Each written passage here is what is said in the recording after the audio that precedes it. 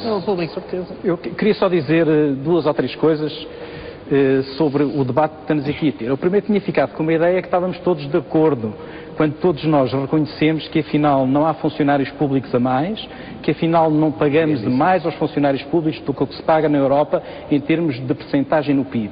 Isso todos estivemos de acordo. Agora, de facto, houve aqui uma discussão muito viva sobre o tipo de Estado que queremos, o tipo de reformas do Estado, o tipo de ideias que temos sobre o Estado Social. E houve um debate muito vivo a esse propósito. Ora bom, nós podemos estar aqui 2 horas a discutir isso e é evidente que o Ricardo Paes Mamed e o Ricardo Roja nunca vão chegar a acordo sobre esta questão. Isso é natural. É natural que na sociedade haja diferentes pontos de vista sobre o Estado Social. Quem é que arbitra esse desacordo? O desacordo é arbitrado no Parlamento, é arbitrado através da deliberação política. E é por isso que se fazem eleições regulares e que regularmente os partidos políticos apresentam ao eleitorado, antes das eleições, o que é que se propõem fazer, qual é o programa que têm. Simplesmente isto ficou tudo deturpado quando nas últimas eleições aquilo que nós tivemos foi o atual governo a dizer aos cidadãos, a prometer aos cidadãos: o que dizem para aí que nós queremos despedir é falso, nós não vamos despedir na função pública. O que dizem aí que queremos cortar os subsídios é falso, nós não vamos tirar os subsídios a ninguém. E nas anteriores, nós fizemos, eu estou a falar desta. Mas eu estou disponível para assumir esta. Mas eu estou a falar desta. Mas então vamos ao problema de fundo. Mas se me deixar falar, eu concluo o raciocínio. E, portanto, o que dizia era que nós fizemos as contas, nós fizemos os estudos e não é preciso fazer cortes, não é preciso fazer despedimentos, basta cortar nas gorduras do Estado e nos consumos intermédios. O Governo ganha as eleições assim, entra em funções. O que nós temos é o exposto. Muito bem, avançando na discussão. Diz o Dr. Ricardo Roja, só para isto não ficar naquele consenso disfarçado, a certa altura lançou aí uma que foi: nós já não somos um país soberano, já não temos soberania. Está enganado, Dr. Ricardo Roja. Nós temos soberania e vamos tê-la enquanto tivermos uma Constituição e enquanto tivermos um Tribunal Constitucional que garanta a Constituição e que aplica a Constituição. E aí tem a razão, porque o Tribunal Constitucional está sob toda esta pressão.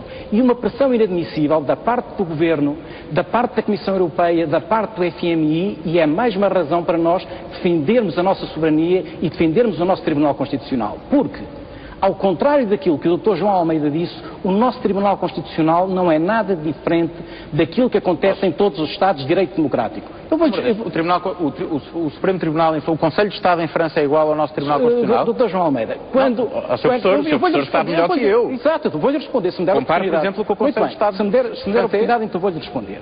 Aqui há dias tivemos o Dr. Durão Barroso chegar aqui e dizer um tremendo disparate e uma tremenda ofensa ao sentimento de qualquer pessoa conhecedora, que é quando diz que todos temos que remar agora para o mesmo lado, órgãos políticos, órgãos de soberania, tribunais, e se não o fizerem, ameaçando o Tribunal Constitucional, temos o caldo entornado. O Dr. Durão Barroso, tanto quanto eu saiba, é licenciado em Direito.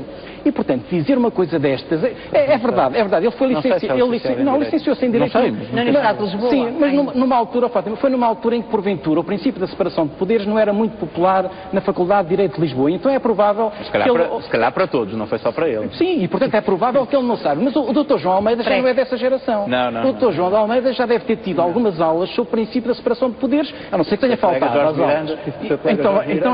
Então o que é que nós temos? Que garante a Constituição e um órgão que, para isso, tem que ter uma legitimidade política indireta. Ou seja, tem que ser designado ou por um Parlamento ou pelo Presidente. Portanto, o nosso Tribunal Constitucional não é nada diferente dos outros tribunais. E não é por esse facto que não está na ordem dos tribunais. Mas o nosso Tribunal Constitucional está na ordem dos tribunais. É um tribunal tal como é o Supremo Tribunal dos Estados Unidos. O que é que o Tribunal... Como instância de recurso. Como instância de avaliação da constitucionalidade não é a mesma coisa. Ouviu com toda a atenção, se me der a oportunidade. Eu sei que isto pode não lhe agradar o que eu estou a dizer, mas tem que ter um pouco... Então pronto, então dê-me a oportunidade de dizer isso. Vejamos, para que é que serve o Tribunal Constitucional? Para que é que existe o Tribunal Constitucional?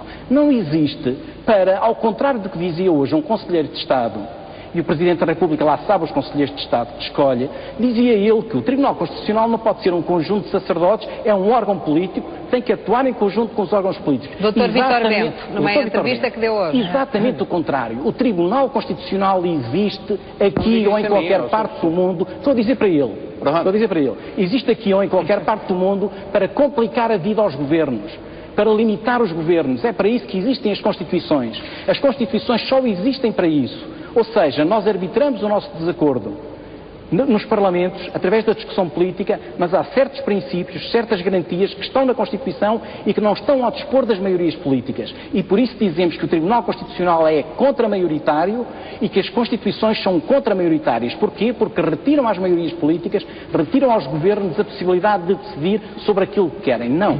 Sobre direitos fundamentais, sobre princípios de justiça, isso está preservado das maiorias conjunturais. E por isso é que o Tribunal Constitucional, o nosso, e bem, e por isso é que somos um país soberano, e não somos um protetorado. Condiciona as decisões do poder político. E quando o poder político viola princípios como o princípio da igualdade, como o princípio da proteção da confiança, como o princípio da proporcionalidade, o Tribunal Constitucional, no exercício estrito das suas funções, considera isso inconstitucional. E porquê é que não o há de fazer? Qual é a função do Tribunal Constitucional se não essa? Se não ver o que é que o Governo fez, está ou não conforme com a Constituição. Desde que, e é a única reserva, desde que o Tribunal Constitucional decida com base em critérios jurídicos. Se o fizer, não é um tribunal ativista. Se decidir com base em critérios políticos, aí vamos guardar a resposta.